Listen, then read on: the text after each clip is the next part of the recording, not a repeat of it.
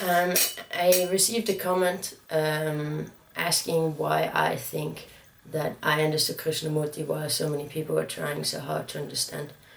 And I wish I would know. If I would know what it was, I would obviously tell you straight away because I want you to understand. So if I could possibly work out what it is that is simple to me and hard for you, everything will change. So, but I think that it's not necessarily people understand what is being said, but don't look at what is being said in their own life. So all I ever do or all I ever did when I tried to learn something is understand it practically. So I listened to what Krishnamurti was saying, understood what he was saying, and then looked at my own life. And as soon as I looked at my own life, it was pretty obvious that, oh yeah, he's right. Like within seconds, or more or less, like there was never any time of questioning or doubting because I looked at my own life and it was pretty simple. And I just, he guided me along to try and understand my own life. So the only way I could do this was practically in my own life. So for instance, I went skateboarding, noticed that I keep commenting on my skateboarding, and then I realized this is my ego. This is my ego trying to tell me how to be, what to do, how to act, and what is expected of me, things that, so like talking down at myself, belittling myself, which would be echoing my parents and my brother, for instance. So like as soon as I realized this, I went like, I want to be present, but these voices are coming in. And I went, okay, where's it coming from? Ego. That's my brother. That's my father. That's my mother. That's my ex. So like they weren't even my own ideas, they weren't original. They were just parroting my family. And basically parroting abuse. So I abused myself in my own private thoughts. And as soon as I recognized that, I went like, well, I don't want to do that anymore. And then I looked up ego death, Krishnamurti talking about ego death. And as soon as I understood that my ego is not a real thing, it's not something that's a constant, that's been there all my life constantly. Like it changes over time. When you're younger, your ego is different. As a 3-year-old, your ego is different, and as a 14-year-old, as a 34-year-old, like it changes. Because your ideas about yourself change, the ideas society give you to adhere to change. So as soon as I understood this ego thing, it's just an idea, it's the root cause of all my thoughts, it's the root cause of my depression, my anxiety, suicidality, there's so many things that I had going on in my life, and as soon as I recognized and lived free from the ego, that's when everything changed. But it's basically that was it. And I have no idea how me saying this to you doesn't work. There's nothing I can do to make you look at your own life. There's nothing I can do to help you find the humility to accept yourself for who you actually are, not what the ego thinks you should be, or what you hope to be, or blah blah blah. Just who you actually are, a humble, normal human being. And I think that this humility part, this may be one of the, I don't know, but to me that's the most obvious thing that, okay, maybe I was humbled by life. So my parents treating me like I'm nothing, my brother treating me like I'm nothing, my husband treating me like I'm nothing. Like they didn't see me as a whole human being. They would decide for me, about me, and tell me how to live my life. So they don't know who I am. They never will, because they have an idea of me. And this is a very humbling experience. So as a young child, when you're trying to talk and nobody's listening to you, you're humbled by that.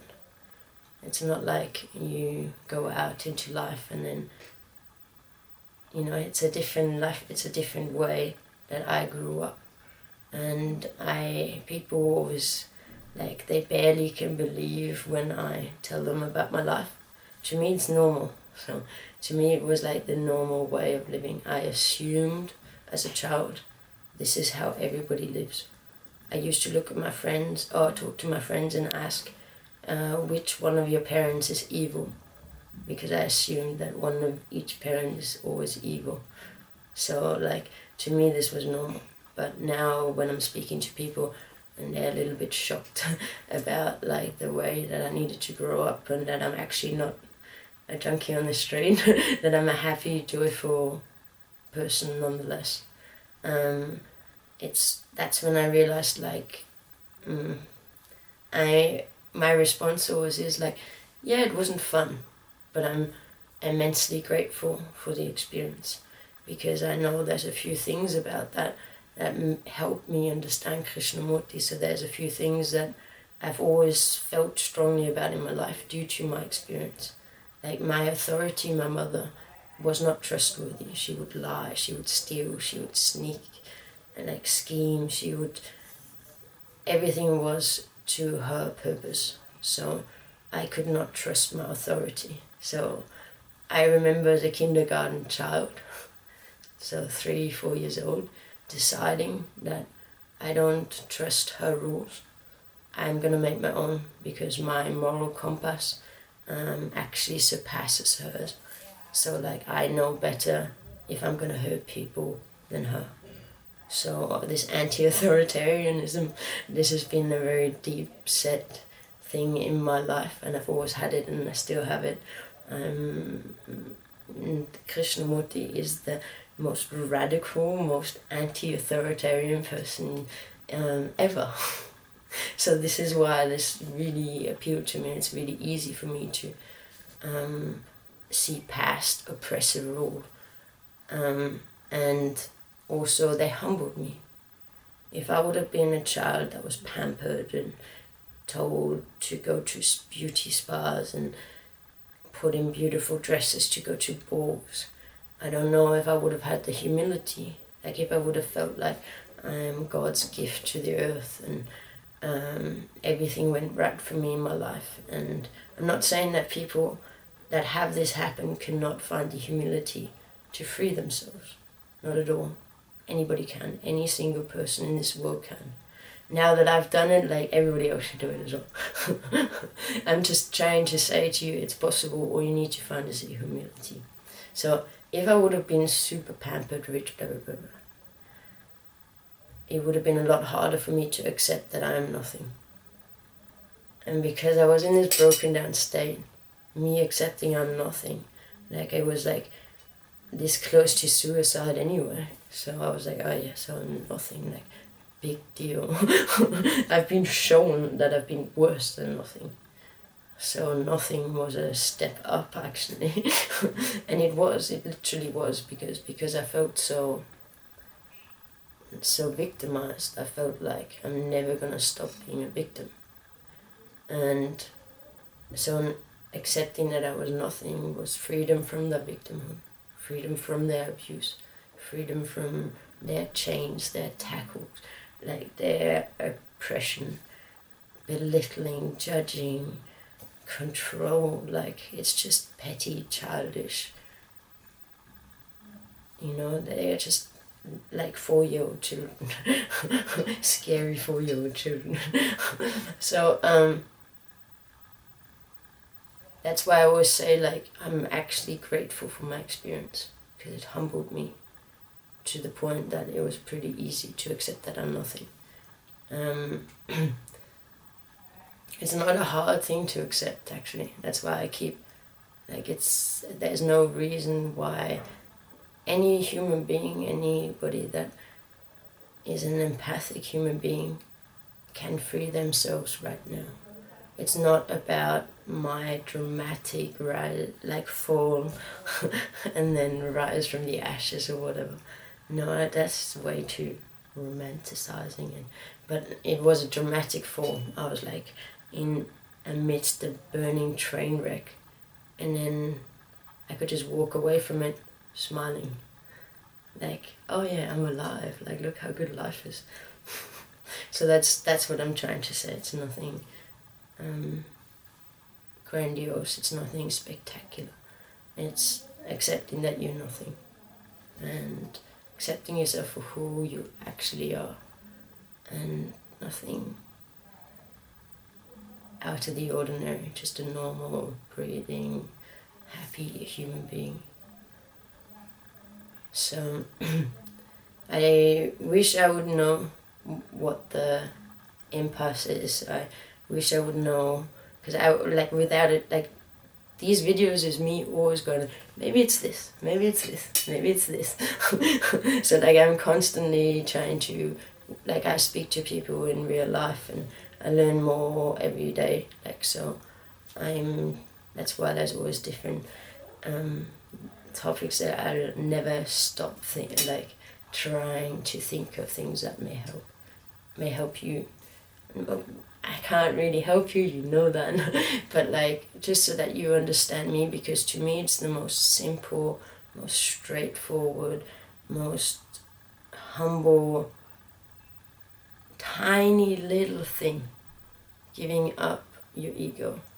And as soon as you give up your ego, the freedom that commences is so huge. So every time I say to people ego death, I can feel their reaction, I can feel the response. I know how much I'm pissing them off. I know how much they do not want to do that. And I don't know how to explain the immense freedom, the immense like reward, the fantastic, like it's incredible. It's like I keep forgetting what my life was like, and then I meet people that have similar stories that I used to have, and then I go like, oh my god, I lived like that as well. And like now I can't even imagine what it's like anymore. Barely. Like when they remind me again, that's why I keep bringing up videos from old stuff, because I meet someone in real life, we talk about this, and then I remember again, it's like, oh yeah, this happened, this happened, this happened. And then I try and talk about it to you. So thank you very much for the questions, thank you for the responses. I've been asked this question a few times, and it's always like, I wish I would know. I wish I would know what it, like, why I happen to understand this. Sometimes I also think that I had no idea that people are trying to understand Krishnamurti, or people are struggling to understand him. I just wanted to understand this human being. I didn't know anything about him, didn't know anything about, I just knew that he made perfect sense to me, and that's how I got hooked, and it's phenomenal. So please keep the questions coming, and thank you very much for listening, and talk to you soon. One love.